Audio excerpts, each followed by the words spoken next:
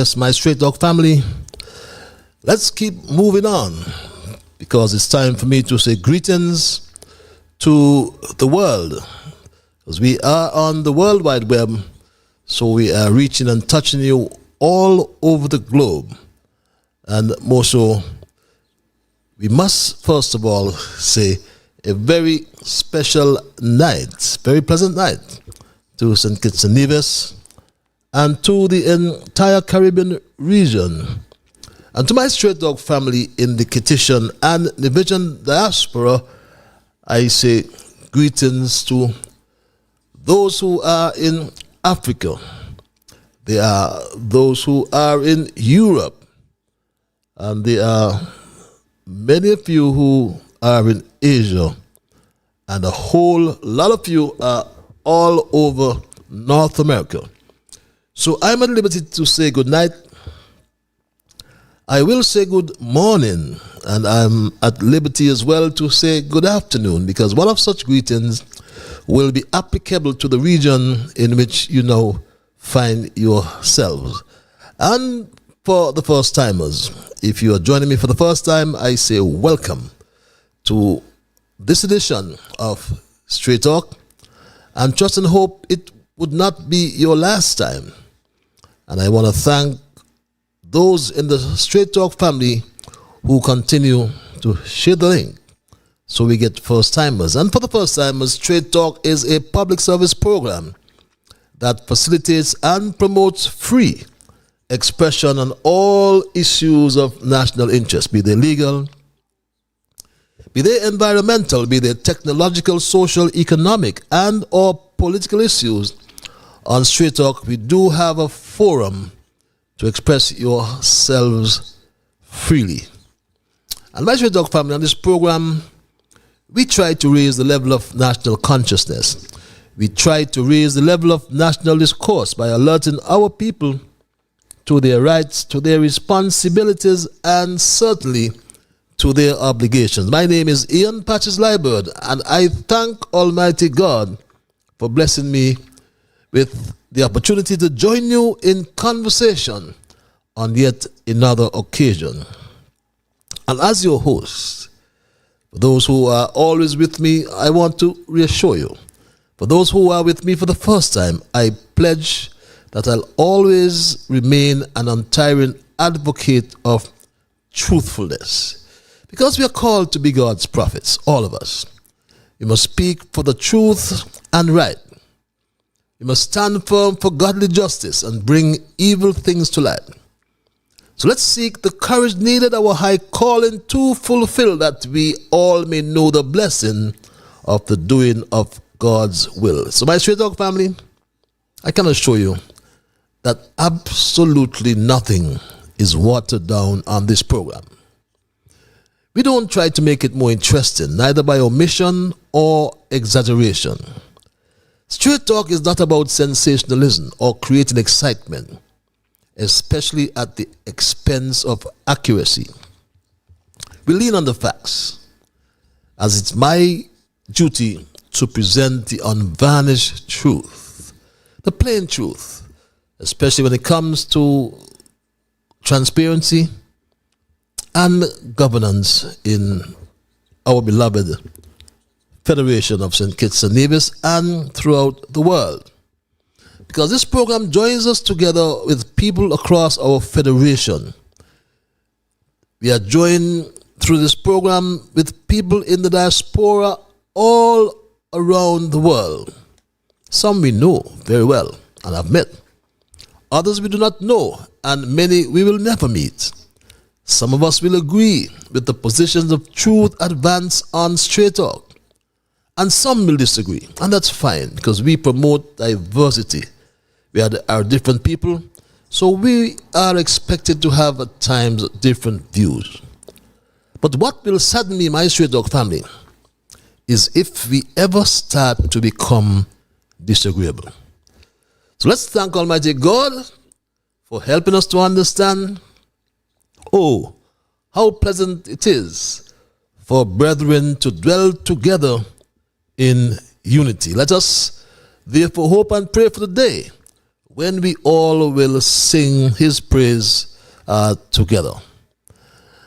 So for the first time, as my Straight Talk family, I must also inform you that Straight Talk is a participative program. By that I mean we include your calls and your emails. And if you're so minded calling, the numbers are 663-6672 or 646-829-6672. That's an overseas number. Or those who like the cloak of anonymity.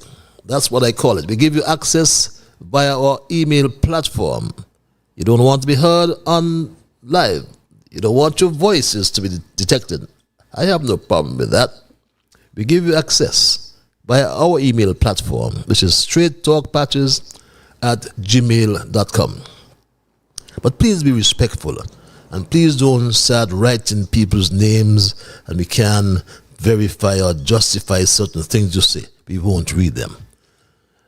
And now, if you find our show impactful and wish to support our efforts, you may also consider making a donation, I should say, as your contribution will help us to continue these important discussions and maintain our commitment to public service. And to donate, you simply scan that code on your screen. Very simple process. You'll access a payment form and follow all the instructions. So thank you for your support in advance and for helping us to keep the dialogue alive. Let me say a special welcome as usual to my Straight Talk Junior Brigade. Young Dwayne, they are our future. Tristan, saw your pop yesterday.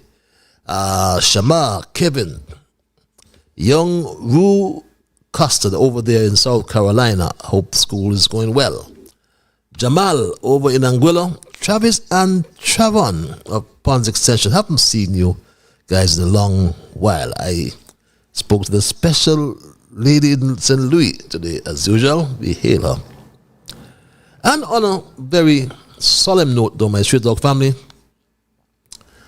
Straight Talk learned today of the passing of Roosevelt Jabut Trotman, and wish to extend condolences to his entire family, his wife Irma, his brother Paulie, we call him Paul Trotman, and the entire family, my Straight Talk family.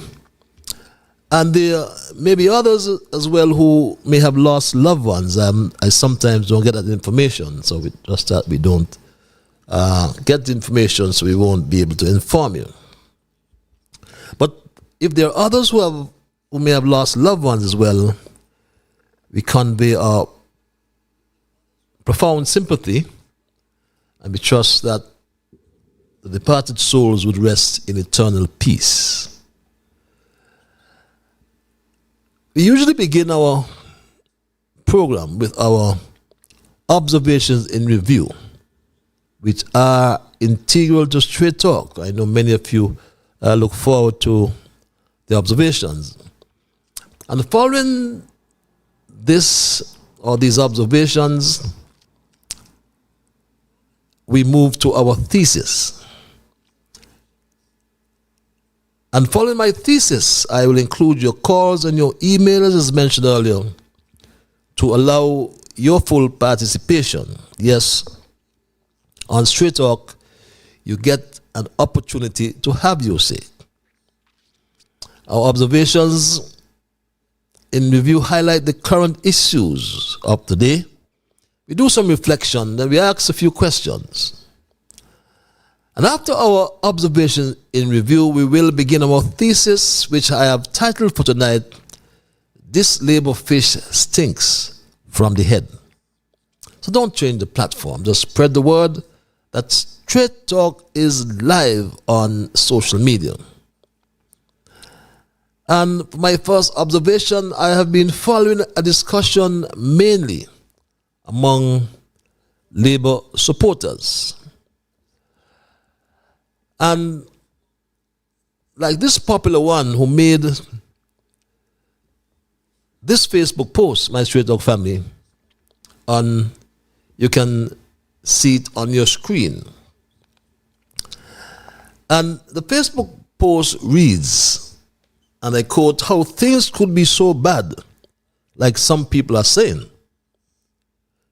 2 car boats came Saturday and 1 on Sunday. Money day, reads that Facebook post. Well, I don't know what message the senior minister was sending the day before. Our senior minister, Dennis Douglas, sent this post the day before.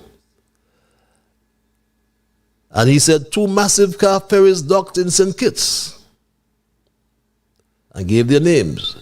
Morning and afternoon, he said respectfully.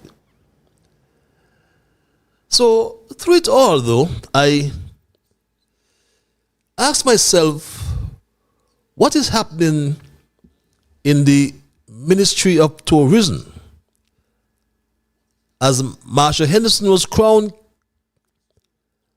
Caribbean Minister of Tourism last year, in 2023.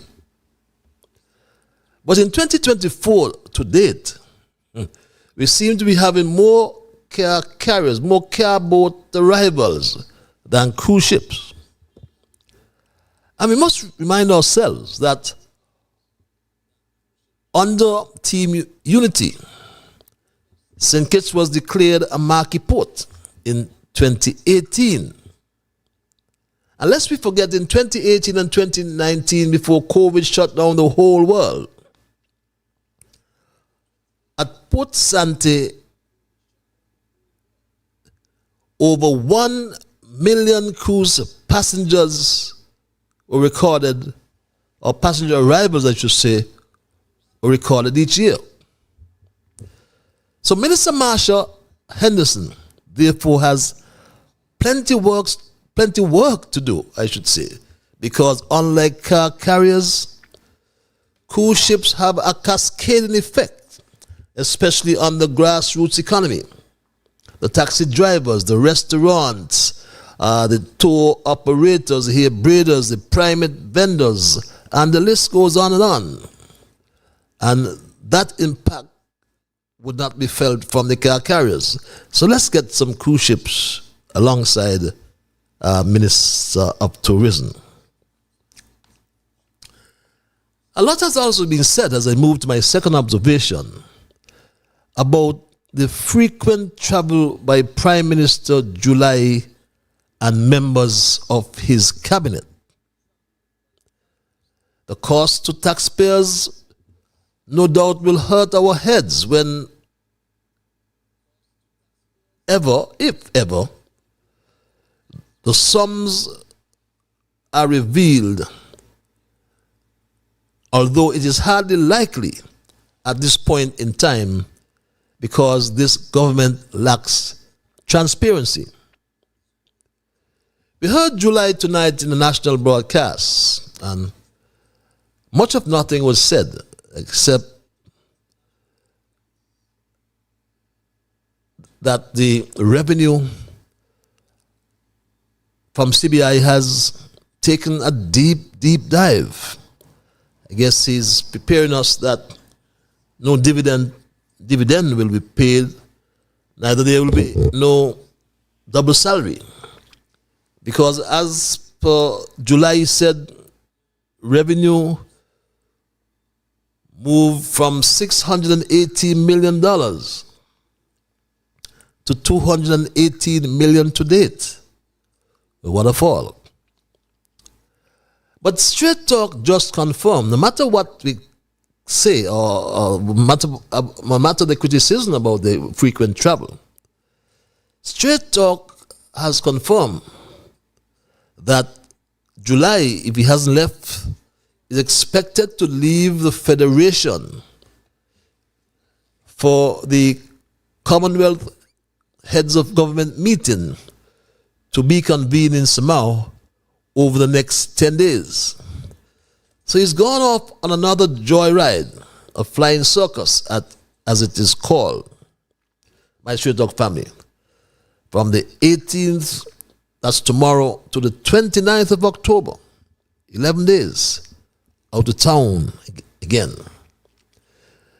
So we are forced to conclude, my Straight Dog family,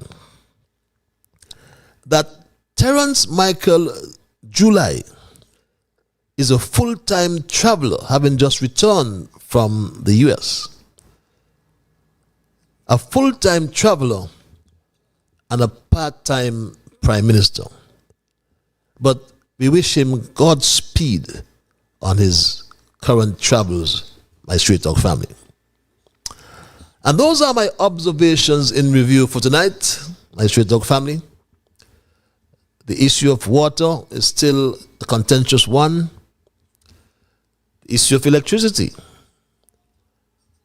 So the issue of our food, our cost of food, cost of groceries, and the list goes on. But I'll move right into my thesis for tonight, which I said earlier, I've titled, "This labor fish stinks from the head." And my Straight Dog family, while it is not biologically true that a fish stinks from the head, as it actually rots from the gut first. However, it is good analogy and makes a lot of sense. And as one who was born in Newtown on the Bay Road, we call it Fish Bay. I am aware that the origin of the proverb of fish stinks from the head is nevertheless shrouded in mystery. But I use it tonight as a figure of speech that can best describe the leader and leadership of our beloved country. I also want by extension to include the leadership in finance and health, also the leadership of the Royal St. Christopher and Nevis Police Force. As the leader and Prime Minister exercises general direction and control over all of these subjects. Of course, there's a great focus at this time on citizen security. Thus, I consider it prudent to examine the constitutional mandate given to the Labour leader and Prime Minister Dr. July as the incumbent Minister of National Security. It was in 2023 when Prime Minister July handpicked Inspector James Sutton and sent him flying past the ranks of superintendent, flying past the ranks of Assistant Commissioner of Police and Deputy Commissioner of Police to his current lofty position of Commissioner of Police. And how could this happen, I hear you ask? But you can find your answer in Part 3, Section 85, Subsection 1 of the St. Kitts Nevis Constitution. And it reads, my Straight Dog family, if you can glean from that copy on your screen, that I made reference to the appointment of police officers, and in particular to the Commissioner of Police, or as it's written in the Constitution, Chief of Police. And it says, subject to Section 87, the power to appoint persons to hold or act in offices in the police office, including the power to confirm appointments, the power to exercise disciplinary control over persons holding or acting in such offices, and the power to remove such persons from office, shall vest in the Governor General, acting in accordance with the recommendation of the Police Service Commission. But there's a proviso, my Straight Dog family, in the Constitution, which reads in the last paragraph there. He said, provided that before the Commission makes any recommendation to the Governor General with respect to the appointment of any person to hold the office of Chief of Police or deputy chief of police, the commission shall consult with the Prime Minister, and if the Prime Minister signifies his or her objection to the appointment of any person to the office, the commission shall not recommend the Governor General or to appoint that person. That is straightforward, my straight-talk family. I trust you understand it. So if the Prime Minister, whoever he or she is, in this case, if Prime Minister July signifies his objection to any recommendation from the Police Service Commission to appoint any person as Commissioner of Police or Deputy Commissioner, and once the Prime Minister signified his objection to such a recommendation, what happened? Obviously, you can't move forward. So what happened in this case? The Police Service Commission formalized the wish of Prime Minister July and recommended to the Governor General that Inspector James Sutton should be catapulted, I should say, 3 ranks up and be appointed Chief of Police, or as it is now styled, Commissioner of Police. So you see where it all went wrong. It is the Prime Minister, Dr. July, who assigned unto himself the responsibility for crime. So for the ease of reference, he is a crime minister. I always refer to him. As crime minister, July continues to shape the direction of the Royal St. Christopher and Nevis Police Force, while the culture and behavior of this organization is nurtured by the Commissioner of Police, who is the creature of Dr. July. We raised an issue about the missing cocaine, and Commissioner of Police James Sutton has not said one word to date, even though his internal investigation was completed. We understand that the head of the unit said they forgot to pick it up. Which officer in that unit was the exhibit officer who should have documented it, even took photographs, and then took it into police custody? The National Security Advisor, Wusi Rollins, is having nothing to do with the Commissioner of Police. And things are just waiting to explode in that organization.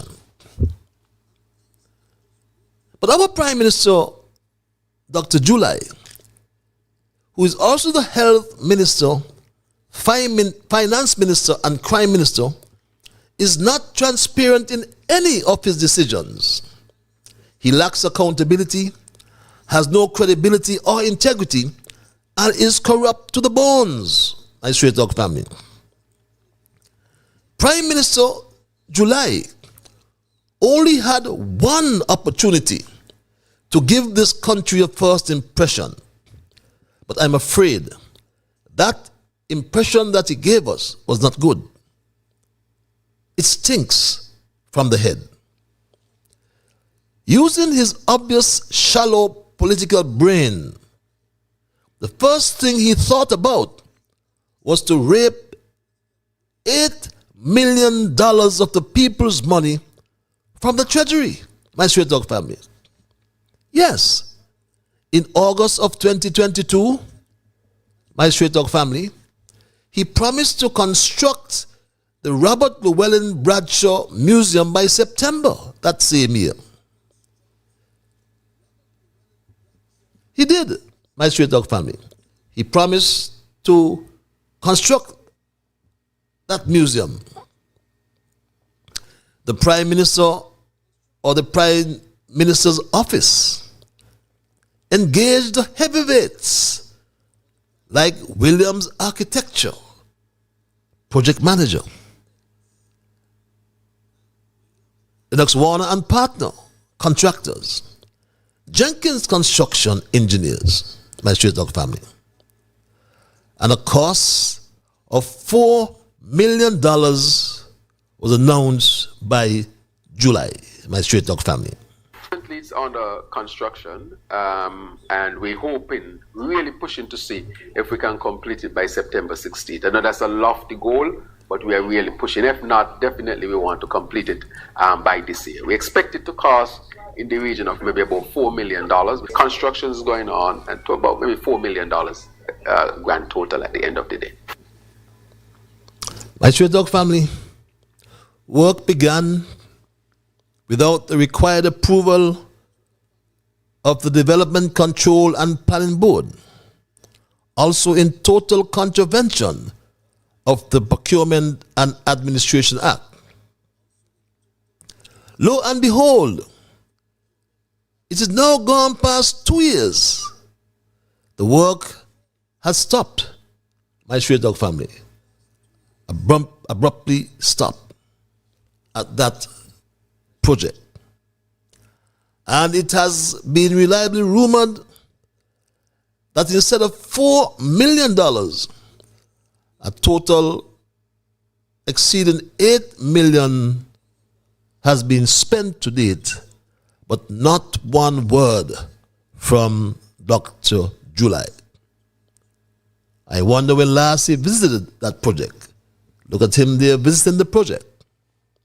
But my straight dog family, if that was not bad enough, he established a project unit in the Prime Minister's office. He appointed a project manager. And not long after, Dr. July announced that the father of the project manager was given a contract, a government contract, to supply 1,000 water tanks.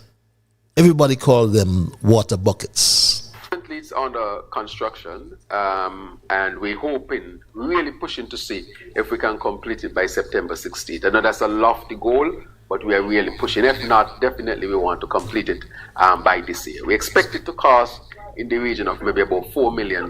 Construction is going on, and to about maybe $4 million grand total at the end of the day. I apologize, my straight dog family. That's all about the water tanks. But we were, in fact, no, that's all about the museum. In fact, we told you about the water tanks. So let's provide the information, because we always provide the documentation. We always provide the supporting evidence. And as I said to you, my straight dog family, the contract was given to the father of the project manager, gave him that contract. And this is the contract which he spoke about, my straight dog family, and we will provide that information for you momentarily. Just bear with us. Yes, we can provide that information now, and this is what he said about the contract for the water tanks. So forgive me again for that error. We have signed a contract to purchase water storage tanks, so at least when the water truck goes, they have a larger receptacle to store the water. I would also like to thank Mr. Ashley Allers, because he's the one who brought the idea. And my straight dog family, again, no requests for proposals in keeping with the requirement of the Procurement and Administration Act. But $5.8 million was spent on this project, and only 500 or more buckets were accounted for by Dr. July. And these are his own words. We do not fabricate, my straight dog family, not at all. These are the words of Prime Minister July, who said this. As an interim measure, the government introduced a new water storage tank project to ease the suffering of residents by improving access to water by affected households. Under the project, we have already distributed over 250 tanks primarily to vulnerable residents in Upper Keyon, Whites Village, Sarabori, Cabotry, and Spooners Village. These areas are known to be the most severely impacted by water scarcity and have felt the brunt of the water shortage impact over the years, Madam Speaker. Water shortage tanks were also distributed to the residents of St. Peter's, who suffer a similar plight. A total of 314 water storage tanks were supplied to households throughout the Upper Monkey Hill, the Glen, Paris Village, Fountain, and Stapleton, bringing the total distribution under the water project to about 500 or more. My Straight Talk family, 500 or more. The contract was to provide 1,000 water buckets. Meanwhile, Cashley Allers smiled to the bank with $5.8 million. Then he tossed some buckets into the yards of some people. Nothing but scandalous, my Straight Talk family.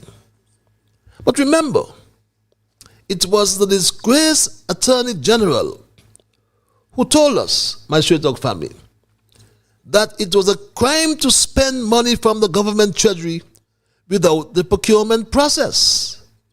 He said this, my Straight Talk family. Our Procurement Act requires that there be a competitive bidding process to ensure the government gets value for money, and it makes it a crime to spend money from the treasury without the procurement process being completed. And I want to make the point, or this point, to my Straight Talk family. Every time I present an issue on this platform, it is accompanied by or with the corresponding facts or supporting documentation.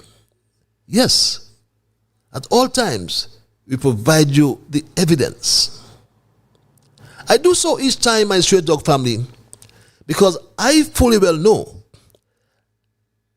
that they are gunning for your humble servant.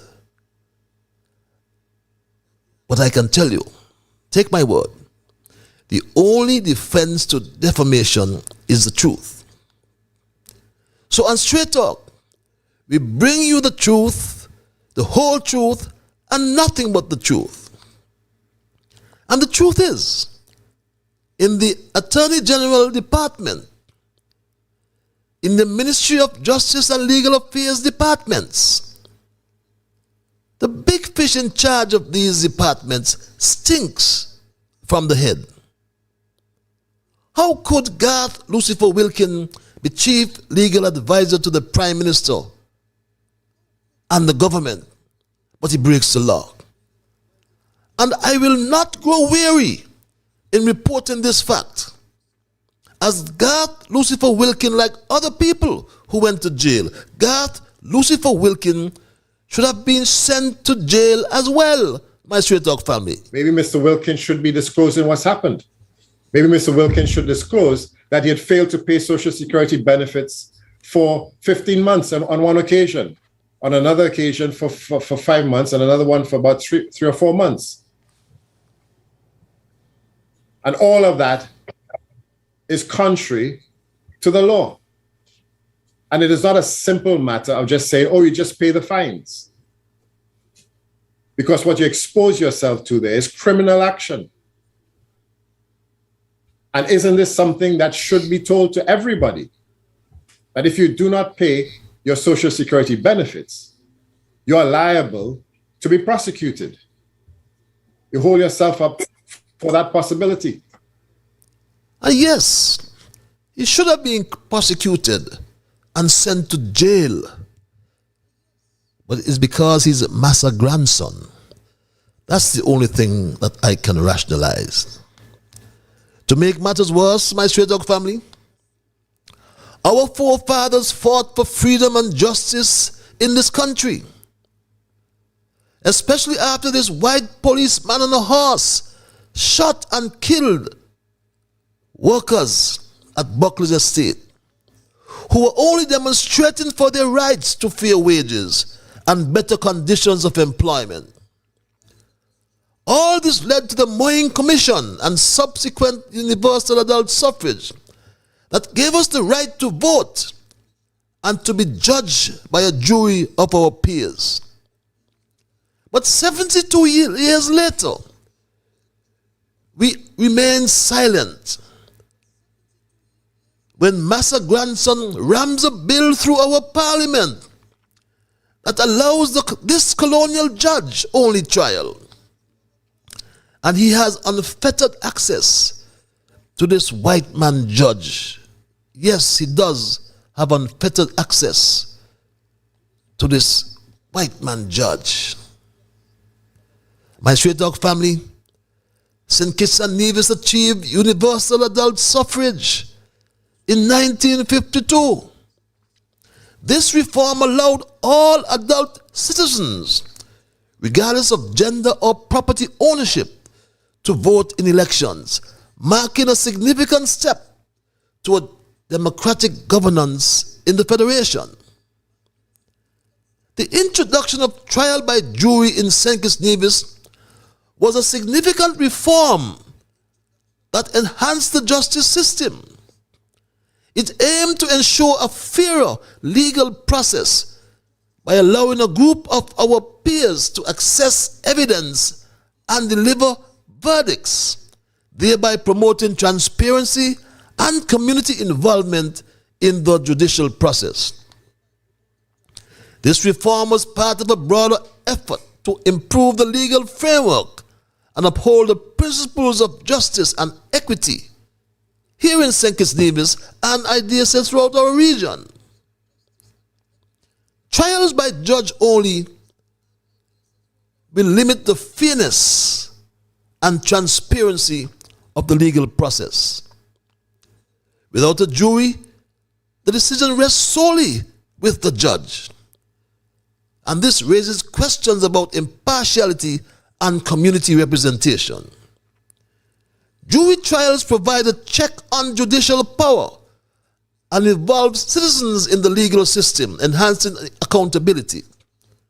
So we must demand broader discussions about justice, rights, and the role of the judiciary in St. Kitts and Nevis. So justice is not blind. It should be. Our leader and prime minister is corrupt. So what can you expect from the two men that he handpicked?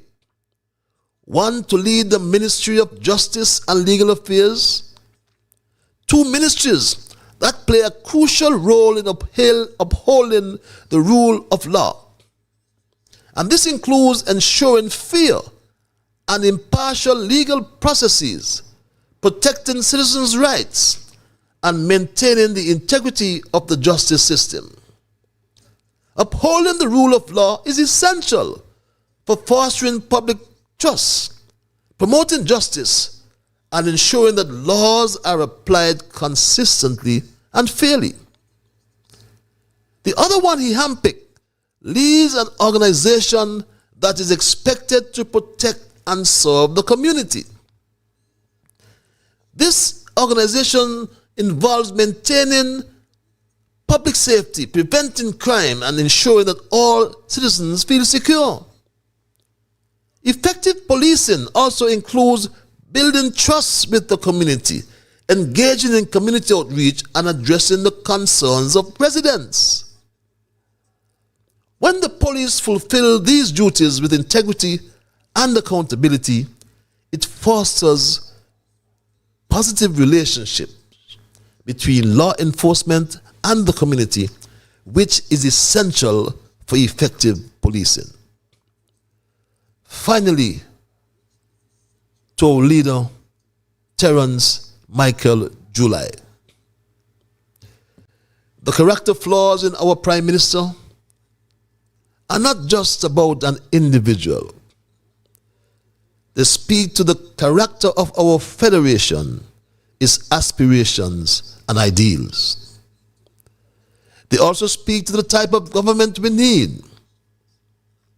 Someone recently told me, my straight dog family, that the character of our federation has changed to the point where he cannot or he can hardly recognize it.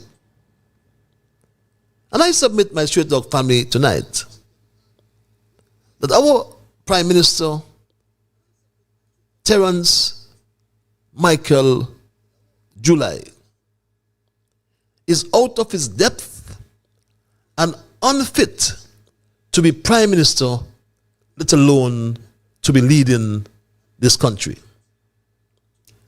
His administration was so swift in suspending shovel-ready projects that would have stimulated the economy. Everyone seems to have lost faith in this team of experts, leading to cynicism and disengagement. Corrupt practices have become normalized, encouraging others in the system to act unethically. There's ineffective governance, poor decision-making, and misallocation of resources have resulted from their self-preserving priorities. There's discontent and frustration, my straight dog family. Social divisions. And all these are creating divisions within society. And this, I predict, will lead to unrest and conflict. There is a conspicuous deterioration of public services. Corruption often diverts funds from essential services, impacting education, healthcare, and infrastructure. There is no money in the treasury. You heard the report tonight, my straight dog family.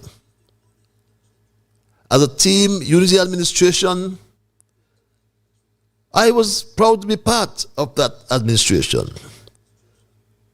We had revenue in the consolidated fund and a leader who exhibited fiscal discipline. Not today, my straight dog family, not today.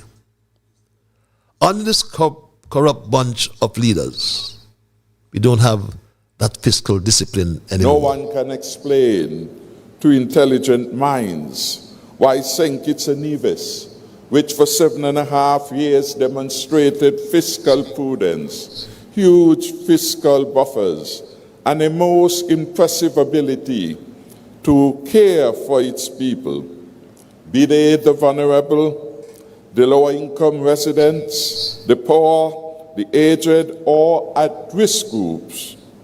How come now St. Kitts finds itself in turmoil, borrowing for a smart hospital, for generators, and for desalination plants? It's a long time that this country have had to borrow. And certainly our track record under the last 7 years speak to the fiscal discipline and our own ability to provide the wherewithal to keep our country going. My straight dog family, there's also, I should say, suppression of dissent.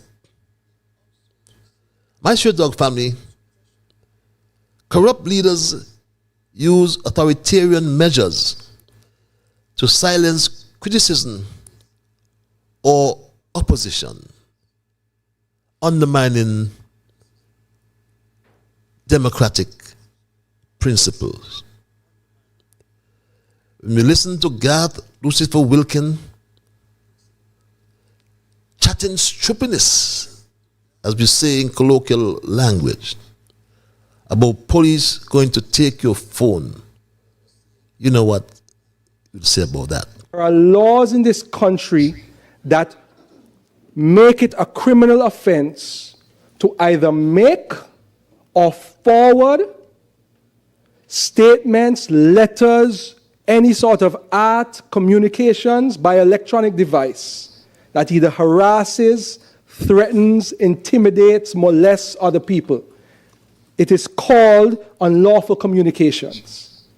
And Madam Speaker, I want the people of this country to know that if the culture of forwarding and sending around things that could cause harm to other people is not stopped voluntarily by the goodwill and decency within your heart, the police are going to have to stop it. And the police have the authority and they have the law to take your phone, and don't matter what you delete, it can be found. And the police will charge you and bring you to justice. So, as someone put it, my straight dog family, aptly, punk with a capital P. That's the most I will say. For my straight dog family, when a leader is corrupt and dishonest, it leads to a range of negative outcomes for society. And my straight dog family, the only way that I could have highlighted the leadership failures that permeate, that run throughout our federation, is to tell you in simple, ordinary language, this labor fish stinks from the head. And that's my story tonight, my straight dog family, and I am not going to change it. I will open the lines and entertain your calls and your emails. But before I do so, and I'll do so momentarily, I always like to implore you that to respect others, I should say. And of course, to achieve that, you must first respect yourselves. Let us try to be fair to all concerned. And let us, my straight dog family, try to build goodwill and better friendships. And in saying and or doing those things, let us as well strive to build a kinder, gentler St. Kitts and Nevis. With that said, at 8 minutes before the 9 o'clock hour, I go to the lines and say good night to our first caller. Caller, you're live. Hello, caller. Good night, Mr. Good night, Mr. Liburd. Good night, my dear. The quote for this evening: "The government is corrupt and filled with liars, and the people will flock to the one who tells the truth." I repeat, the government is corrupt and filled with liars, and the people will flock to the one who tells the truth. Have a great evening. Thank you very much. People will flock to the one who tells the truth. Okay, let's go back to the lines. Caller, you live. Hello, caller. Ted, Yes, my lord. what happened to you tonight? I am peaceful. What about yourself? Well, I hear the, I am seeing and I hearing you always want the human coming for that. What's on your mind? That's it. What? You always want the lady to come in the pot. I hear when you phone, you when you start and all of a sudden you're gone out. You don't have to tell you don't game with me, you know. What's on your mind? What's in mind? What's well, on your mind? What's your mind? Use your time wiser. You have a Bible verse. What's on your mind? Let's get to the yeah. A Bible verse. Yes, please. The situation is it. I know we're going down, so let me ask me out. Okay, my brother. I know we're going down. I think it is good to give God thanks and praise here. Always, always. And so, the Bible says in Galatians chapter 6 and verse 7, be not deceived. Because God is not mocked. Whatsoever man soweth, it shall also reap. That is why man can reap, a man cannot plant potato growing and expect to reap yam. The next passage scripture I have told you in Exodus, Mordecai and Haman built a gallows for Mordecai. And the same gallows that Haman built are the same gallows that Haman was hanging. Why you do? Gonna come back to haunt you. We are living in a world that and a God rule the whole universe. And furthermore, I believe I'm supposed to stay here. And I wish you all the best, Mr. Patches. And let the human come in for every time. All the best. You.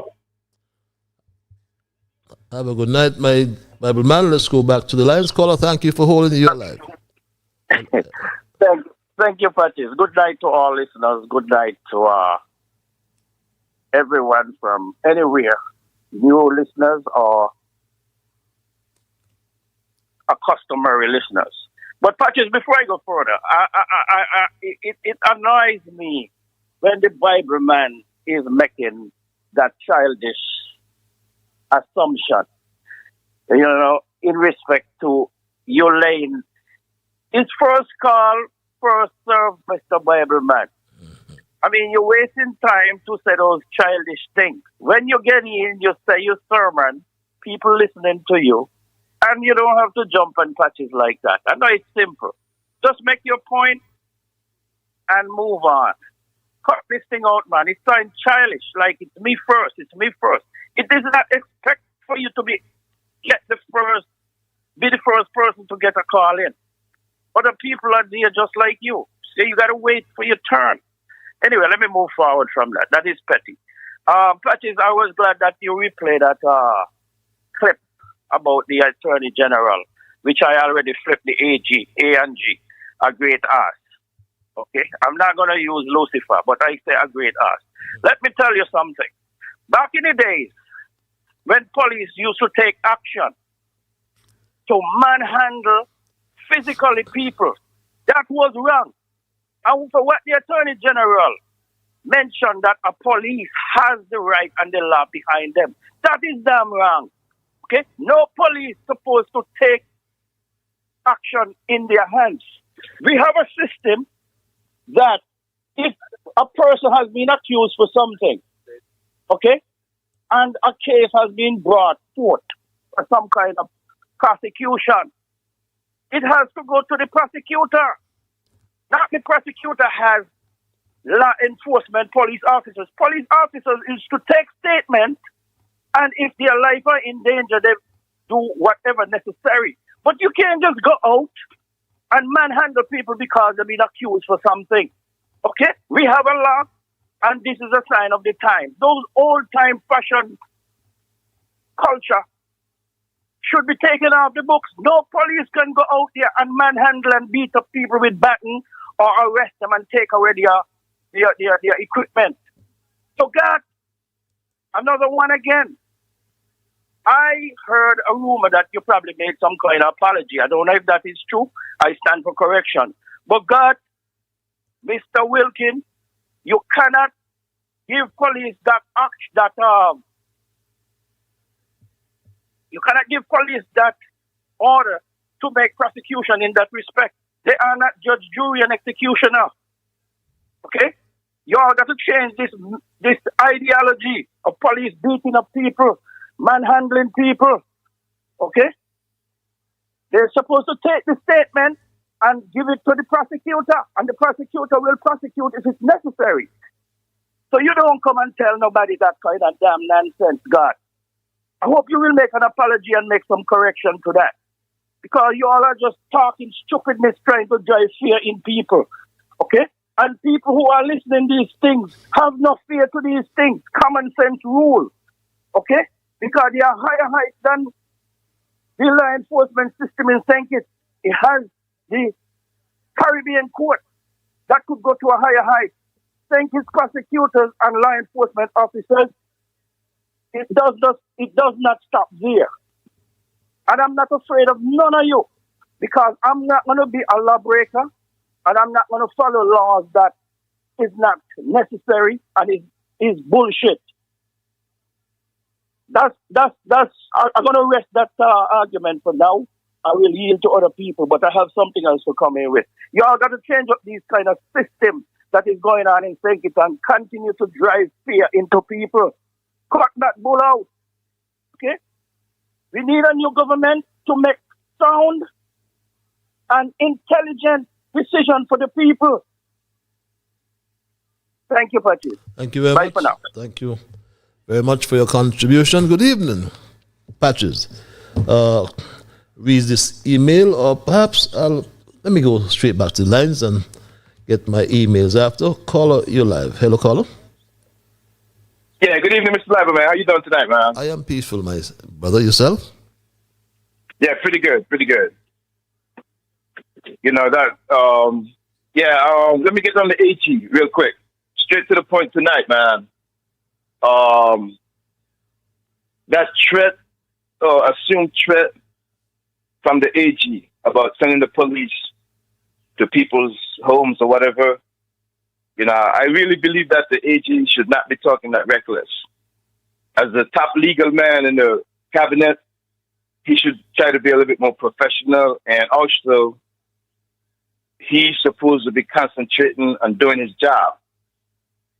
When, as you mentioned, that law that was rushed through the House, that's going to affect all citizens of St. Kitts and Nevis, the AG's position is appointed. His job is to somewhat, educate the people about what's going on in the Federation legally. That law that was passed didn't have no community consultation at all. Sure. I heard Chesney Hamilton talking about that in the Freedom FM news item 7 a.m. in one of those mornings before the bill was passed. And that was it. Chesney Hamilton is the only person in the Federation, it seems, that spoke out against that bill. I asked the Premier about that bill. He said that that bill was tabled because of intimidation. And I highly disagree with that. That bill is putting the Federation back into some colonial era times. And that is straight up some BS. We cannot just have a single elitist judge decide on a case.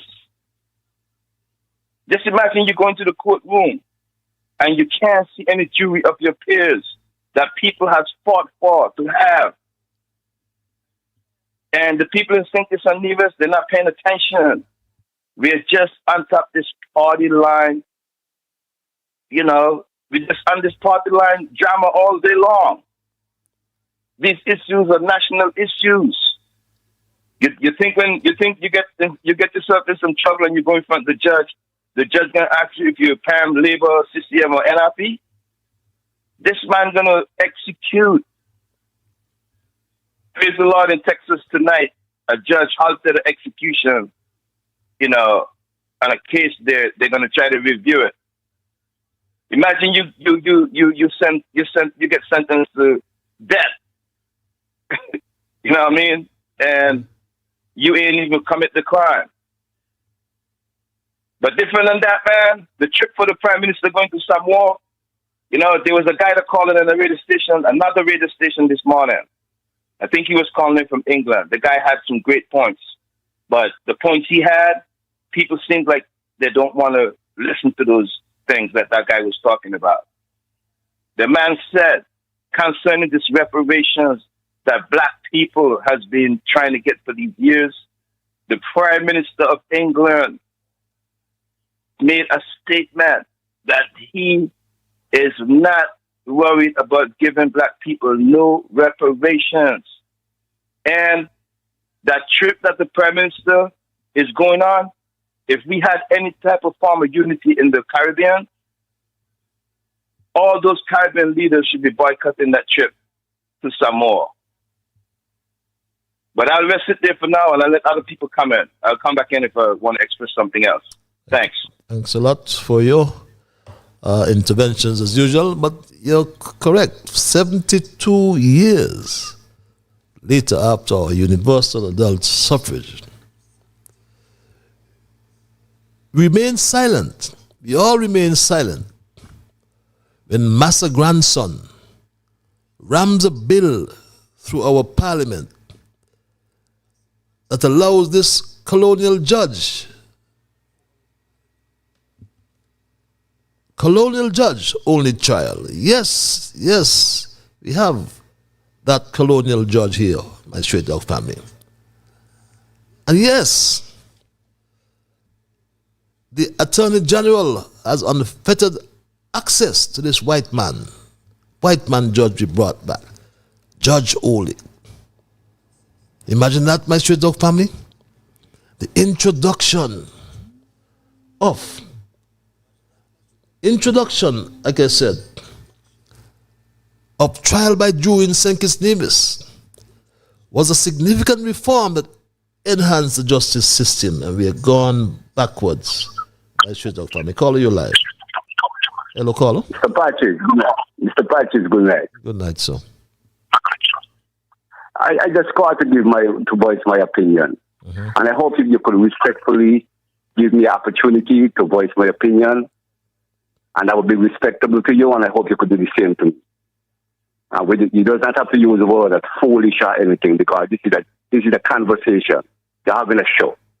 And you should be able to be criticized. What is your point? And respect it. What is your point, sir? So my point is, I listen to you, and I listen to you. You're the same one. Wait a while. You're the same one who called. Wait a while. You'll have everybody has the opportunity to say something, right? But you have prefaced. You have introduced your contribution tonight, looking backwards, right? And you talk about insult. You said I was corrupt and I should be in jail. You remember you said that? You remember you said that? Yes, I said that, yes. So if you said that, I know that I'll say like Limo, before God and man, my hands are clean. And you said I was corrupt and I should be in jail. I allowed you to say it. You're on my program. I am hosting this program.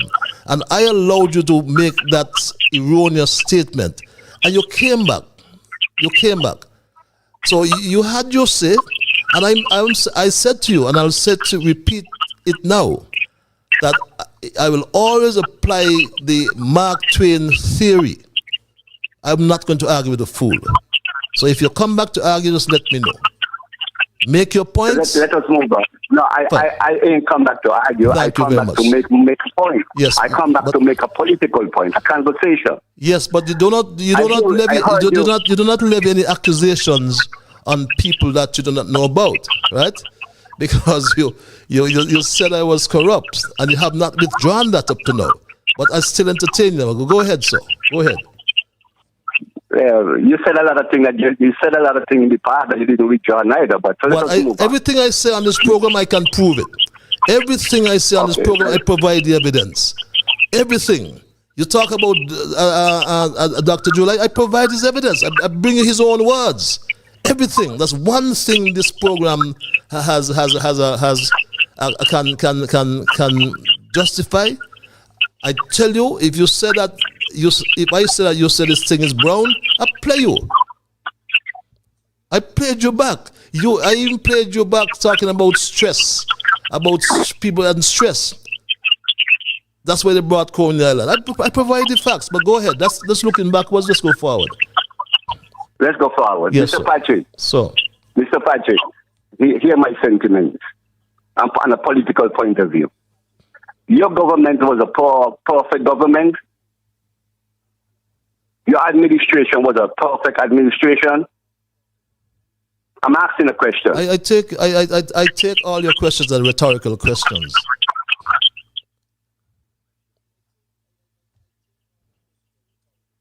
You're breaking up. I don't know why, but I'm not hearing you. I'm hearing you now. You're the one breaking up. Go ahead. Okay. I ask you again, did your government was a perfect government? I said I take your question as a rhetorical question. Go ahead, make your point. Okay. So this government now, that the Labour government, in your eyes and in your crystal ball, is a corrupt government, and is a government not fitted to run the country. When people say that in the past about your administration, you all didn't take that well. You all thought that you all was on a perfect road and everything was fine and you all was doing justice to the people of St. Kitts and Nevis. But now the government is struggling from what they inherited from you all. The financial problem that they inherited from your government. And they are struggling to fix that problem. And at this point, you all are not giving the government a chance to fix the problem. My friend. You are jumping all over the government. My friend. Ridiculing the government. Can I interject? Go ahead. I interject for a moment? Because I don't want you to pass any things that are not accurate on this program, right? When I said that the government was corrupt, right? I provided the evidence. For example, I provided the evidence tonight, and if you should be able to hear this, right? You said this. What signed a contract to purchase water storage tanks, so at least when the water truck goes, they have a larger receptacle to store. I'm not hearing you. I'm sorry. Your line have a problem. Because he's the one who brought the idea. Well, you're probably on your telephone, right? You're listening on your telephone? Go ahead. The Prime Minister, Dr. July, right? He gave one of his comrades a contract for $5.8 million to procure 1,000 water tanks, contrary to the Procurement and Administration Act in this country. And that is a corrupt practice. I'm not telling any lies on him. So what I'm saying to you, you provide your evidence if you have evidence. So did not your government has done this? Did not your government? Well, if you have that information, provide it. So did not your government has done the same corrupt practice in the past? Well, I am saying to you, I am saying to you, if you have, I am saying to you, I'm answering you, if you have that information, provide it. Okay, but in reality, yeah. But Mr. Patrick, in reality, your government had a trench of corruption in the past also. Okay. So if this government is making mistake because they are not a perfect government, they have to make decision that you're not feel feasible about, you do not like it, and you try to indoctrinate other people not to accept it. It is corruption. I mean, look at it. It is politics. Okay. They're not going to be perfect, and they are not perfect, and your government and the PAM government and all the government that run this world are not perfect. Okay. So you have to teach the people that the government system are not perfect because they are imperfection in your administration. But two wrongs don't make a right. So at the point that the two wrongs don't make a right. That's true. Yeah, so but if you get into that more, Patrice, if your government win today or tomorrow, it's not going to be better. Anyway, make the point. You're on the line a long time. I interrupt you. Go ahead. Make your point. Yeah, but I'm saying to you, I'm making my point. I'm making my point that I'll go. I say, if your government have to return back in power tomorrow, it's not going to be any better, Mr. Patrick. And I will tell the people to vote them out. Vote them out. That's what I'm saying. No, because it's your government, you're gonna digest it and you're gonna be silent on it because you were silent on it for many years. Okay, my so the Labour government is running this country in a prudent and an honest way, but they are not perfect and they're gonna make mistakes. So let them strive because they have to fix the problem that you are created. Okay, my brother. The financial problem that the PAM government, the unity government created, the government have to fix it. I tell you already, look, you come like you're living on Mars, right? Because, right? But anyway, anything else? I'll give you 5 more seconds. Mr. Patrick, just give me 5 seconds. I know sometimes the truth, you don't like the truth. You don't like to be offended. You don't like to be opposed. I recognize that. You like people to be yes man, but I'm a politician. You're a politician. And I believe in debating. Yes, okay. And I believe in debating. I love politics. And you have to prove me. You have to prove to me where your government was perfect, where they didn't make errors, where they had the people them fed in with milk and honey, and there's no evidence of that. And that's why the Labour government inherit this burden right now, trying to fix it. Okay. Are you aware of that? Okay, are you conscious of that? Thanks a lot for your contribution, my brother. So you need to educate the people on that. Educate the people on that. Why the country is struggling because of what the Labour government inherited from your government. Okay, my brother. Okay, all right. Thanks. And have a good night, Patrick. We agree to disagree. I will disagree to agree. Something like that. Have a good night, my brother. Right. All right. Have a nice. I don't know where you were when. We went inherited a land for debt swap, inherited a government that was at the hands of the IMF, The former Labour government in 2013 or 14 took this country to the IMF. It was the team unity administration that paid off the IMF debt, that bought back lands that were swapped for debt. I mean, I keep asking you, where were you, my brother? Where were you? The central bank governor, right? The central bank governor had this to say about St. Kitts and Nevis under the team unity administration. This is what Governor Antoine had to say about St. Kitts and Nevis, my dear brother. I'm trying to find that soundbite for you. I must say that I'll play this before I take this other call. Caller, bear with me for a moment because there's some people who just like to talk just for talking's sake, but this is what Governor Antoine said during the team unity administration, and he said this about St. Kitts and Nevis, my Straight Talk family. Listen to this clearly. Shocks will come. Many of them are externally driven. We have no control. So the question is, how do we best position ourselves to cushion the effects?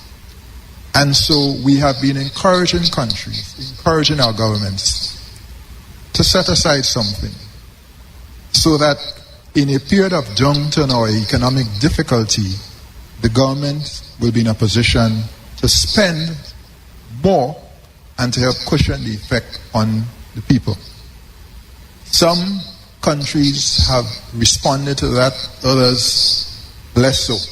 So at this moment, not just in our region, but across the world, many of our countries have little or no fiscal space. I know in St. Kitts and Nevis, the government has some reserves, and they have been deploying those in this period to help, and that is welcome. That's what the governor of the central bank said the government of St. Kitts and Nevis had reserves. That's why we went through COVID the way we went through. Caller, I want to thank you immensely for calling. You are live. Okay. Yeah, good night, Patrice. Good night, my brother. Thank you, brother, for taking my call. And good night, brother, straight talk. Nabu, Sidewine, and brother, welcome. I like the first ball you bowl. Thank you very much. I like your style. Patrice, somewhere in the Bible, I think it's in Proverbs, he said, answer not a fool to his folly, else he can be wise in his own conceit. When you hear a foolish person speaking, expect nothing else but foolishness. Really? No. Thanks the lady who does come with the quotation.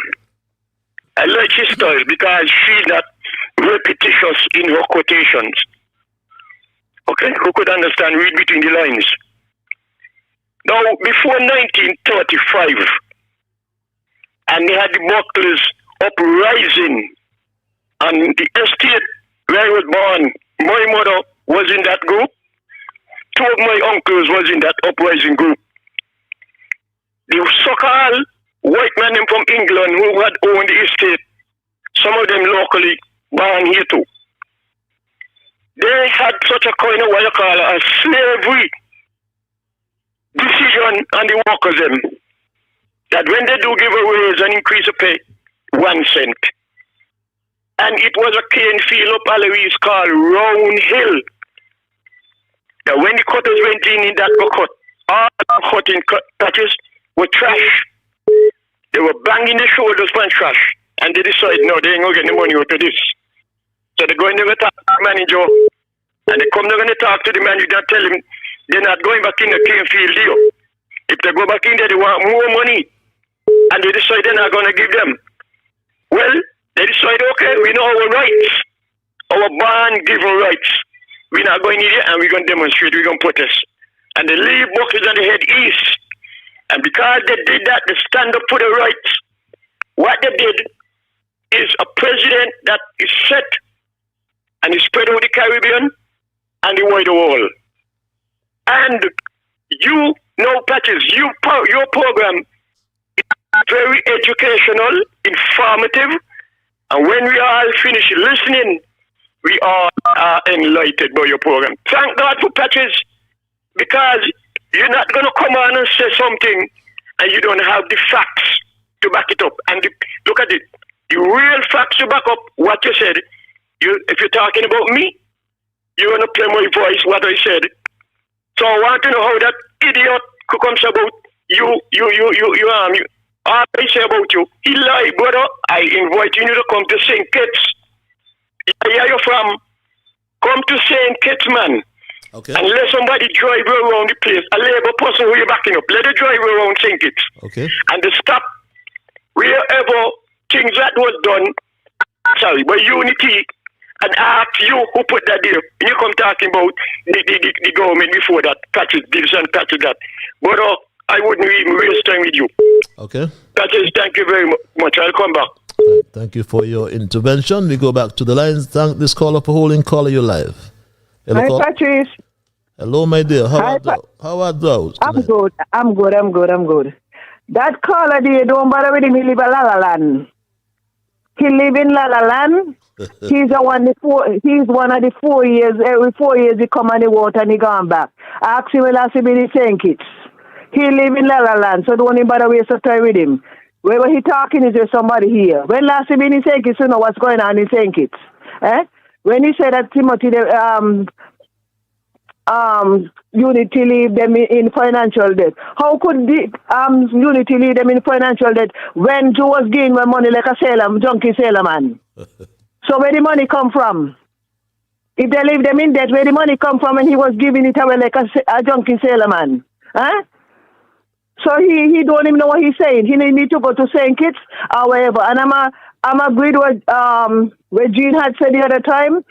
People who's not living in St. Kitts are not contributing to St. Kitts and they're not supposed to come to vote. They're not supposed to come to vote. We have people who live in St. Kitts. They married to somebody from St. Kitts and they became a citizen. They come and they vote and they go back. They're from a different island. All that kind of crap need to stop. This man, he need to go. If he's from St. Kitts, go visit St. Kitts. I could talk because I've been in St. Kitts. Every year I've been in St. Kitts. Every year. I spend all of 3 months in St. Kitts. Okay. So a lot of them come down and they vote and they go back up. Some of them get whatever they'll get up here. And now, see the commercial that you had here about I see my money grow. Hell, come on. America big like that. America have any money going for the children them? They give them something when they until 18 years, they give them pay on some money until 18 years. After 18 years, they have to go their own money. We think it's the money to go. In New York, you go all sort of pantry, they go and they get all sort of stuff. When they're 18 years, they have to go their own money. All in St. Kitts. But every money grow. So disgusting in the ear.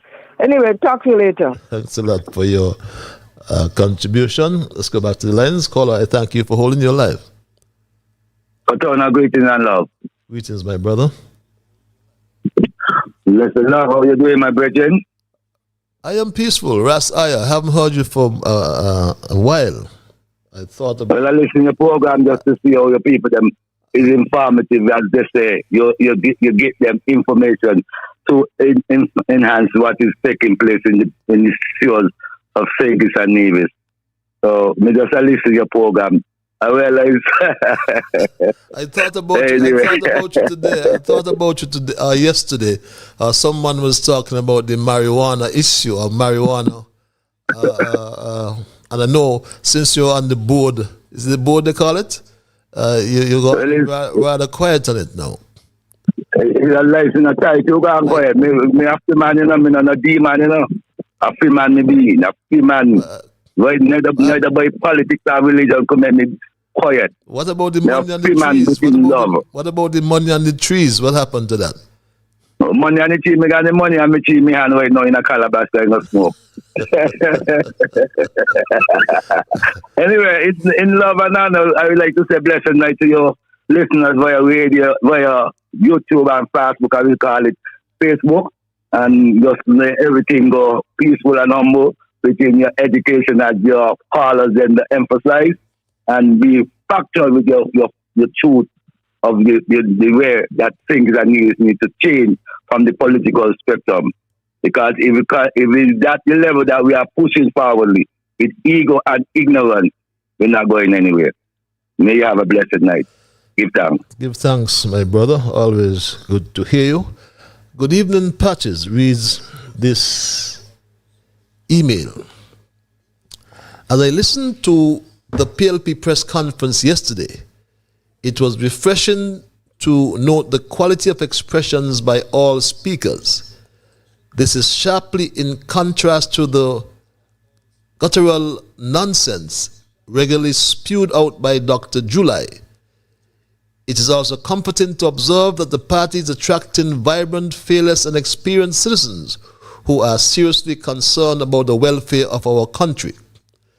Dr. July, with his gang of arrogant and incompetent misfits and parasitic advisors, are solely focused on the accelerated rape of the Treasury.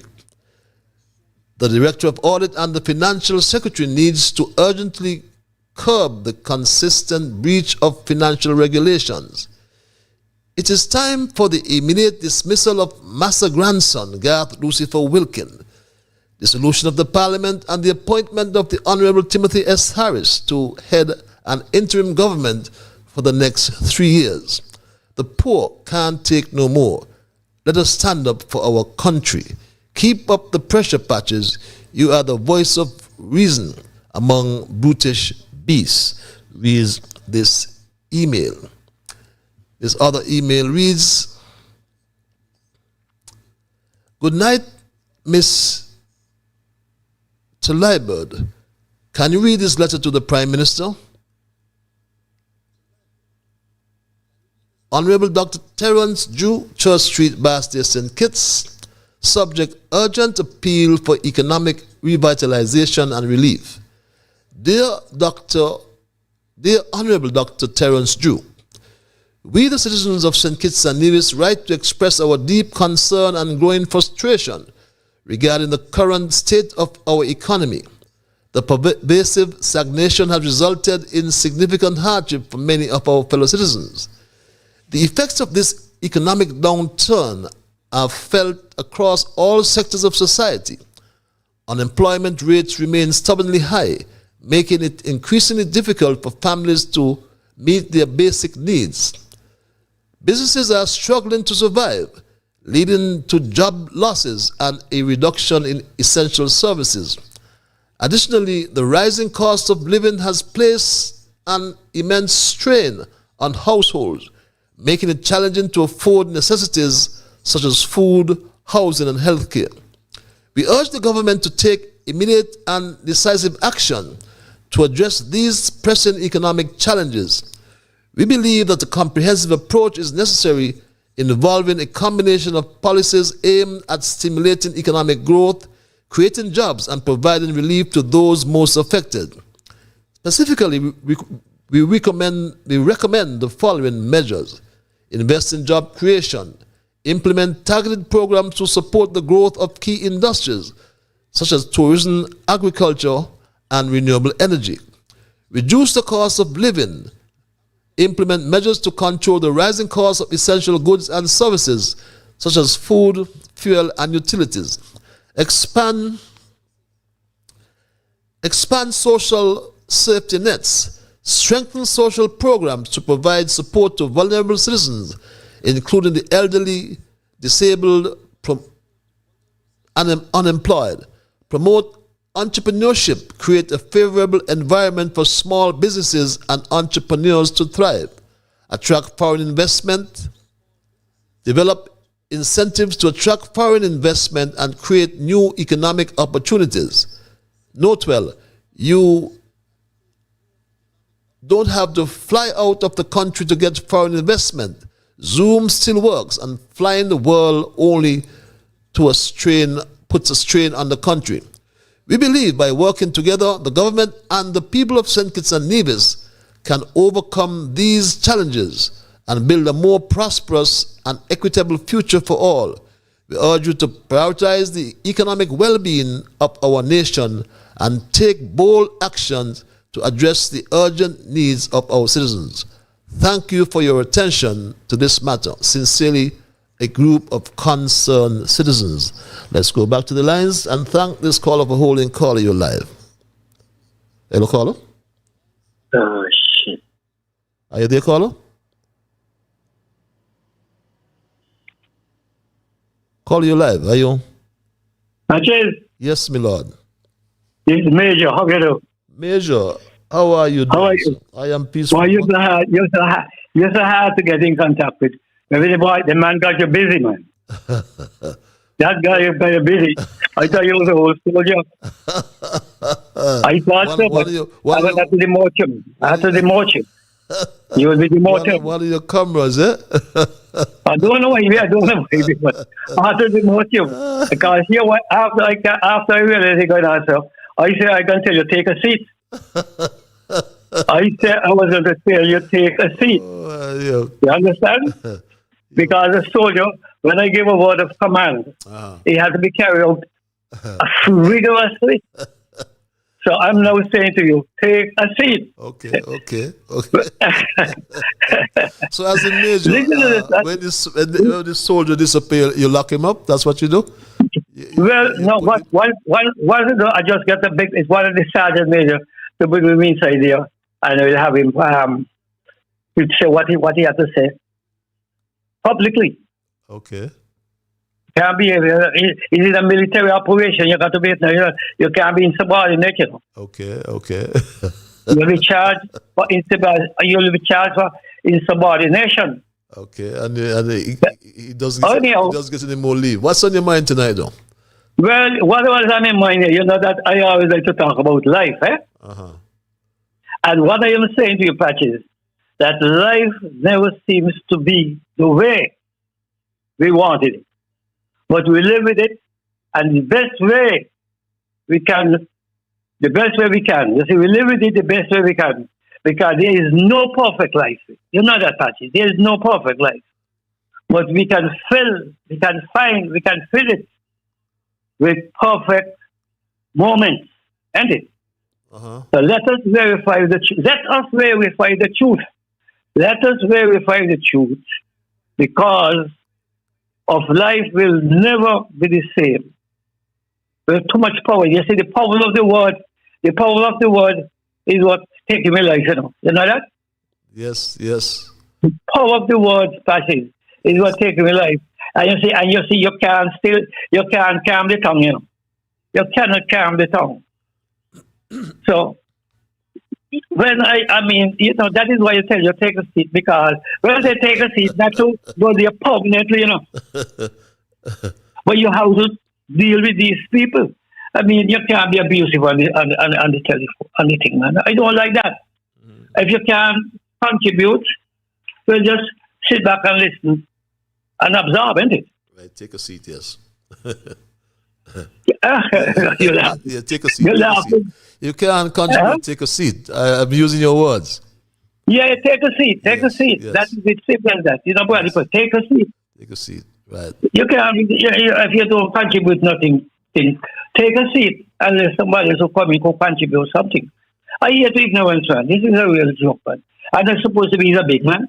Yeah, well, you know. So next time he behave that way, say take a seat. Take a seat, okay.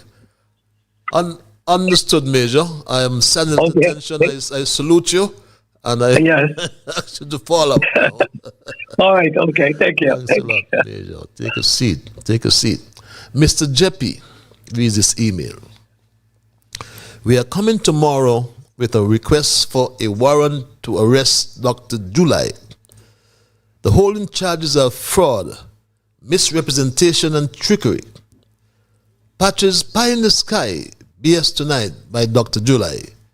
He is stuck on houses, direct investment, and all sorts of big words. Not a thing going to happen. And I am glad he had this talk to the Federation tonight, because he cannot say he did say what he said a moment ago. Good night. God bless you and stay safe. Reads this email. Thanks. Urgent appeal for economic revitalization. I thought I read that letter for this emailer before. It seems to be the same letter in a different form. Yes, coming from a group of young concerned citizens. I believe I read this. I hope it's nothing different. If I do, just send me another email and guide me. Good night, Patches reads this other email. I would like to ask Mr. Maynard of number 3 what is happening in the Shadwell area. This afternoon, when water was to return at the usual time, all that is coming out of the pipe is air. This is not acceptable. Up to the time of writing, Mr. Maynard reads this email. Patches, yesterday at the PLP press conference, a brand new second-hand girlfriend tried to embarrass the former Prime Minister, Timothy Harris, by saying, "How should I refer to him?" She seems to be uncomfortable knowing that that someone was sitting there and was in the room with this email. Hi, Patches. Good night. Good night. Have you heard the news that the Frigate Bay Development Corporation Board has come to a decision which has shocked the staff, even though they are pleased but angry? The board had decided to send home 12 staff members, and among them you have people working 46 years, 44 years, 33 years, and 27 years, or the list goes on and on. But hear this. The staff members are shocked to the core because they will be sent home without any compensation because they were expecting a package and they will not be getting any much. They will be what's they trying to say here about the Labor Department. The staff members are so upset, so I think it raped to the bone. I can only offer my deepest sympathy and hope that they will leave office with some means of compensation for the years of service. Reads this email. It said something about the Labor Department. Didn't quite understand it. It's not quite clear. Good night, Mr. Liburd. I love listening to your show. Thank you. It's a turn off from the Bible man making noise about lady calling first. Bible man, please, when you get in, please read your scripture and let the show go on. Reads this email. I almost vomited with the caller you entertained with trash. I thought that caller was not living in St. Kitts all the time. I thought the caller was lost with what he was saying, because if the Labour government went in and met the country in a mess, why the ministers are not staying at home to clean up the mess? They went in and met a good thing that they would be around the country as often with the goodness they met. Do you know the caller, and do you know where he's living? Drew met things so good that he was shocked when he saw what was in the treasury. That man may be the one who cannot come out because he's hiding from the immigration. I would like to offer that man my deepest sympathy on his ignorance. Reads this email. And yes, those are the emails. My lines are open, my Straight Talk family. I just wanted to get to read those emails, dispense of those emails. I was trying to find a word. And at 9:41, at 29 before the 10 o'clock hour, you may have joined me for the first time, and Straight Talk is heard every Monday and Thursday from 8 to 10 in the PM. We entertain your calls, we entertain your emails, and we always have a thesis. And the thesis for tonight I've titled, "This Labour Fish Stinks from the Head." And I brought the information. In fact, use the proverb, "A fish stinks from the head," as a figure of speech to best describe the leader and leadership of our beloved country. I also, by extension, included the leadership in finance and health, also the leadership of the Royal St. Christopher and Nevis Police Force, as the Prime Minister exercises general direction and control over all these subjects. But I'll get back to that, my Straight Talk family. Let's take this call at 9:42, your live caller. Yeah, I'm not going to be long. Not going to be long. Patches, I want to say something. Let me tell Lucifer Gad Wilkin this. If he think that the people of St. Kitts and Nevis are foolish and idiots, let him go take the people telephone by himself. Walk around the whole 2 islands and see how many phones he will get. These are not the days where people have a different complexion to us. Used to do us as they like. Because what? Their complexion was something like the sunlight. Don't care what kind of bill they pass. Those in favor, those against. Nobody says, that cannot work in St. Kitts, brother. Let me tell you that. Think it is a democratic country. Also, this is the Nevis. So you don't come with that foolishness thing. People will afraid you. Remember when you take up your position, you say, you're put here to do a job. You're afraid of nobody. Them kind of words coming out of your mouth is fight you looking, but we need that with you. If you think you're bad, go out on the street and do what you say about taking the people's phone and ask America to send them people here. Don't do you. We don't want no repeat of 1993. We do not want that. That is the reason why we're taking it easy. We are doing everything peacefully and in order. Let everything be done peacefully, right, and in order. Otherwise, we could have done upset. But you don't come to us with that. We're going to take out you all out to India politically. No other way. And the amount of threats, the amount of email and radio talks, calling that we're giving is enough.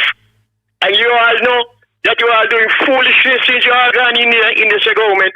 You say the country was red. Well, if a country red, that means no money there, but you find money to be going up and down on plane. Up and down on plane. And we're watching that. And we will not tolerate that. You take away the money that was feeding poor people and increase all your pay, 33%. A fish really stinks from the head because you got to start reading from the head to the tail, and from the head when you all start going in there, everything stink and rotten, and you all don't care about what you all would not be behaving so. So Joel Wilkin, let me tell you, boy, back down and make an apology to the whole nation with your stupid ignorant self. Thank you, Patties. Have a good night, brother. Have a good night as well. Well, I don't think an apology is enough. He needs to go. He really needs to go. You know, he really, really needs to go. Well, my Straight Talk family, as we are on the uphill side of 10 o'clock, it's 14 minutes. And you may have joined me late, like I said. And we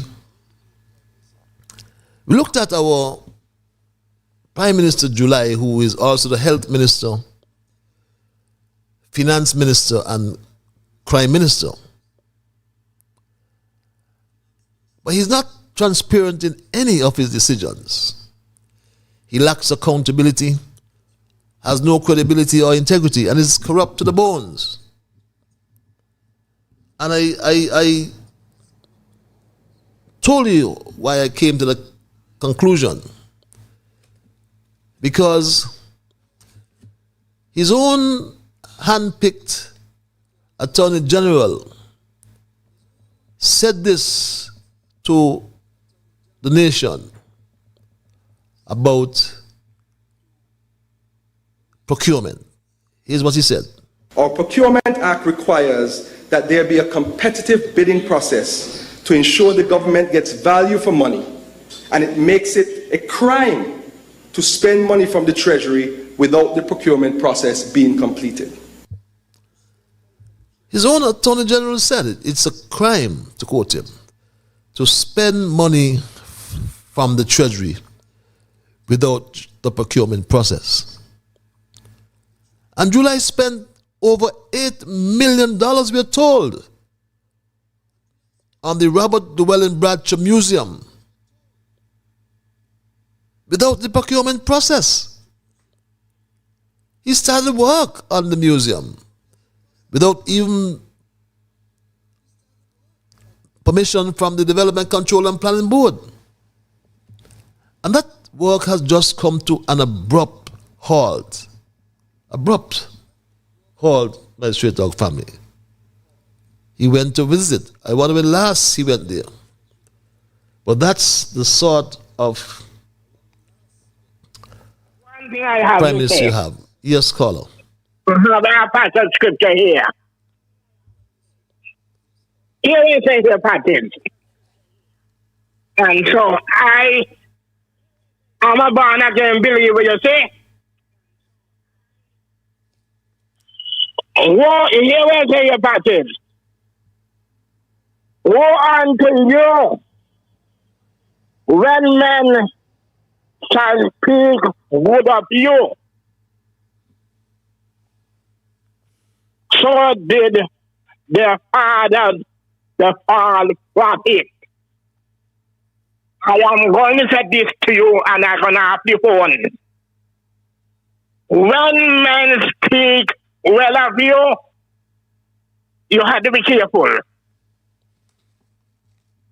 So, when you speak the truth, look out for people to persecute you.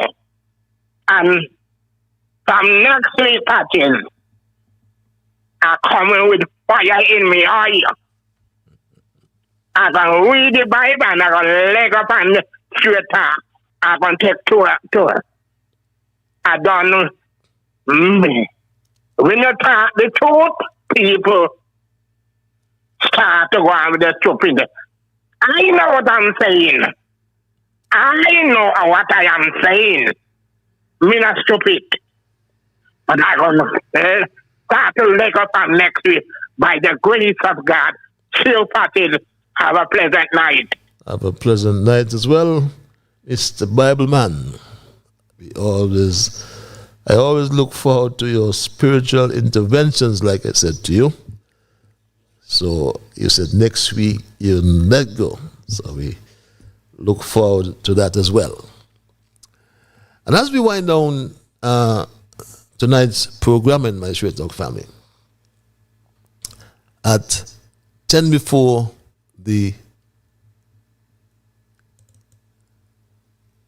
10 o'clock hour, and this email reads, "Hi Patches, I must say that I had already decided that I will not vote in the next elections in St. Kitts.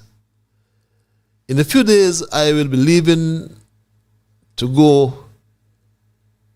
to vote for a decent government in the U.S., Kamala Harris. And this is a blue color. I want to keep out Donald Trump, the red just like Labour.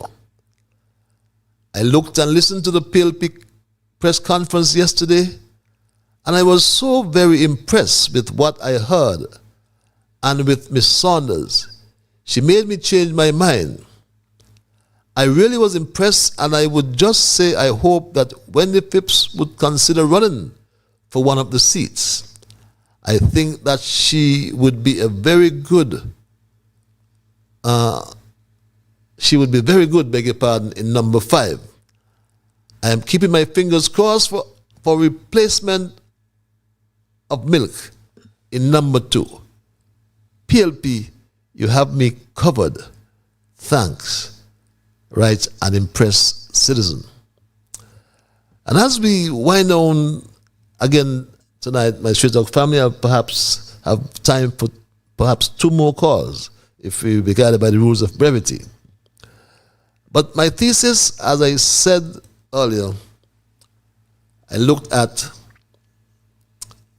and was titled, "This Labour Fish Stinks from the Head." And I made the point in summary that Prime Minister Dr. July only had one opportunity to give this country a first impression. And we all have one opportunity to give a first impression. But I'm afraid that the impression he gave the country was not a good one.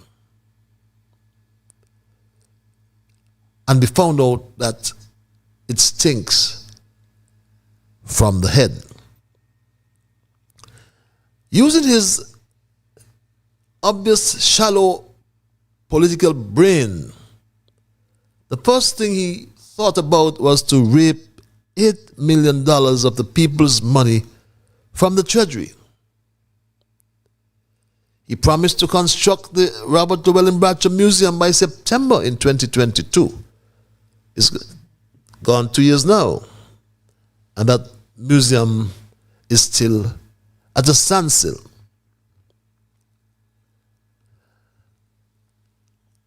My Straight Talk family, if that was not bad enough, he established a project unit in the Prime Minister's office, appointed a project manager, and not long after, Dr. July announced that the project manager's father was given a contract by his government to procure 1,000 water tanks. We call them water buckets. That's what most people call them.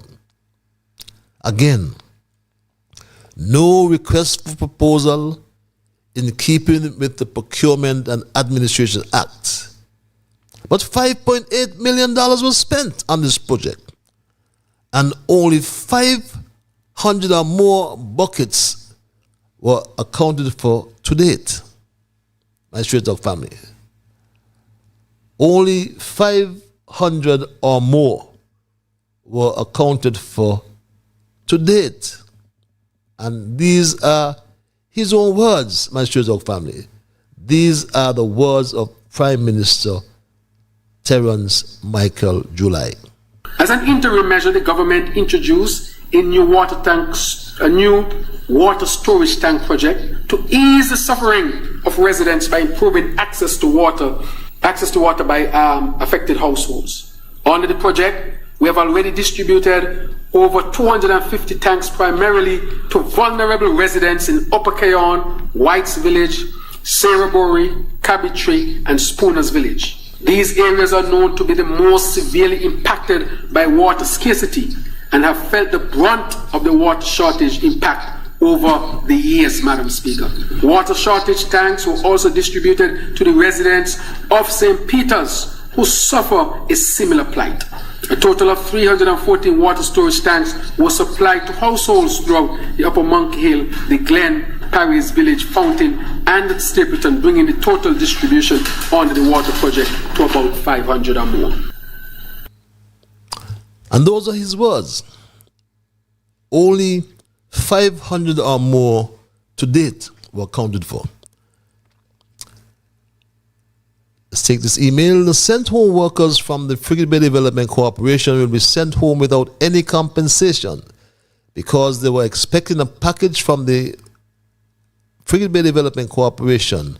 All they will be getting is what the Labor Department will be offering, 3 months' pay in lieu of notice. I just heard that the managing director cannot attend any board meetings, and he was not aware that the 12 members would have been sent home. And hear the joke. The board prepared the letter of dismissal, which the managing director had nothing to do with the letter, but they want him to sign the letter. This is high call robbery. The staff members are so upset that this, I think, is rape to the bone, reads this email. And that's the way we're going to wrap for tonight in terms of our emails. And just to make our final point, my straight talk family, that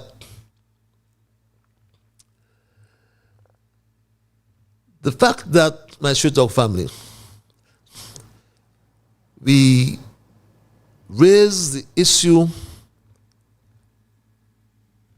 of the handpicked leaders by June, namely the Attorney General and the Commissioner of Police. But we also finally focus on our leader, Terence Michael July, and concluded that the character flaws in our Prime Minister are not just about an individual. They speak to the character of our federation, its aspirations and ideals. They also speak to the type of government we need. And someone told me recently that the character of our federation has changed to the point where he can hardly recognize it. Terence Michael July is out of his depth and unfit to be Prime Minister, let alone leading a country. His administration was so swift in suspending shovel-ready projects that would have stimulated the economy. Everyone seems to have lost faith in this team of experts, leading to cynicism and disengagement. Corrupt practices have become normalized, encouraging others in the system to act unethically. Poor decision-making and misallocation of resources have resulted from their self-serving priorities. Discontent and frustration are creating divisions within society, and this, I predict, will lead to unrest or conflict. Corruption, my straight dog family, often diverts funds from essential services, impacting education, healthcare, and infrastructure. There is no money in the treasury. And as a team unity administration, we had revenue in the consolidated fund. And I can tell you of the leader who had fiscal discipline. Not today, under this bunch of leaders, my straight dog family. No one can explain to intelligent minds why St. Kitts and Nevis, which for 7.5 years demonstrated fiscal prudence, huge fiscal buffers, and a most impressive ability to care for its people, be they the vulnerable, the lower-income residents, the poor, the aged, or at-risk groups. How come now St. Kitts finds itself in turmoil, borrowing for a smart hospital, for generators, and for desalination plants? It's a long time that this country have had to borrow. And certainly our track record under the last 7 years speak to the fiscal discipline and our own ability to provide the wherewithal to keep our country going. And my straight dog family, as we wrap, we must make mention of the attempted acts of suppression of dissent. And only corrupt leaders use authoritarian measures to silence criticism or opposition, undermining democratic principles. Like Garth Lucifer Wilkin, who chats stupidness about police going to take your phone. But my straight dog family, when a leader is corrupt and is honest, it leads to a range of negative outcomes for society. And the only way that I could have highlighted the leadership failures that run throughout our federation, when we think of the incompetence of July, the only way I could have highlighted such incompetence, corruption, nepotism, and conflict of interest, I can also touch,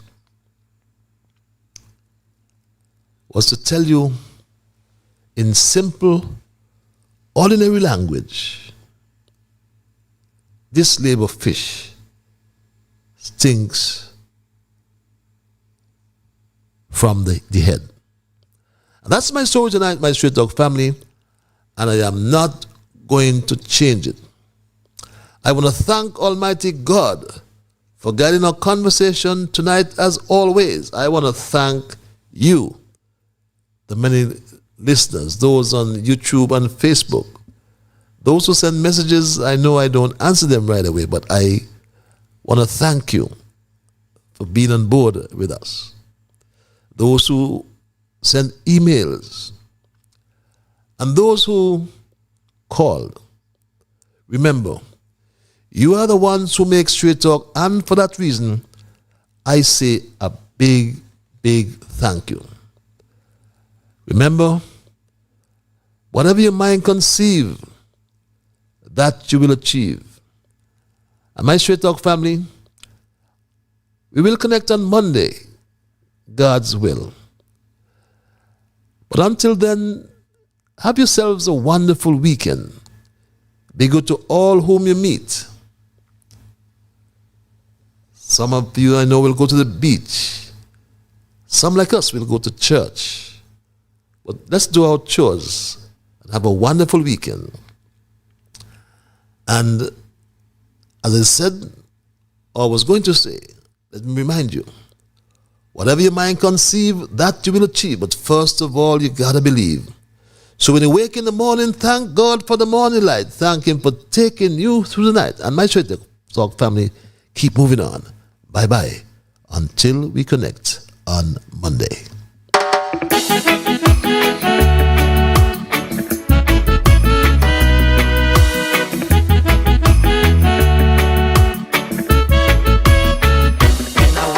The morning, I thank God for the morning light. Give Him thanks and praises for taking me safely through the night. For the rest of food and loving care, and for my mother's breath of life that's got me here. So whatever my mind conceives, that I will achieve, you better believe, because I do the things I should, be to my brethren kind and good, the best I could. So I'll keep moving on, I won't stop now. I'll keep moving on, till I reach the top somehow. Down on my knees,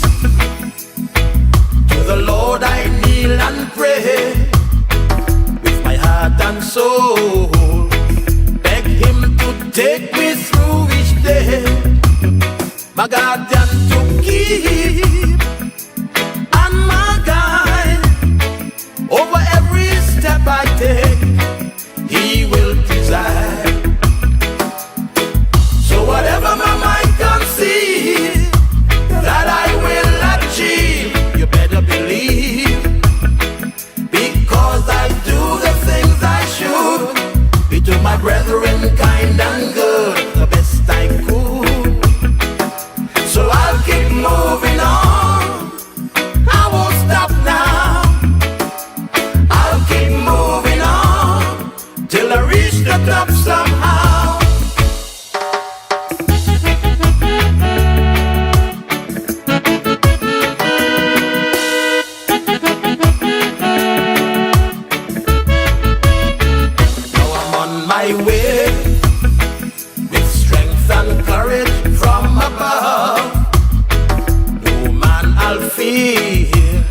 Since God protects me with His love, strong, pure and true, and so sincere, 'cause my knees I'll always stay to the Lord in prayer. So whatever my mind conceive, that I will achieve, you better believe, because I do the things I should, be to my brethren kind and good, the best I could. So I'll keep moving on, I won't stop now. I'll keep moving on, I gotta reach the top somehow. I'll keep moving on, I won't stop now. I'll keep moving on, till I reach the top somehow.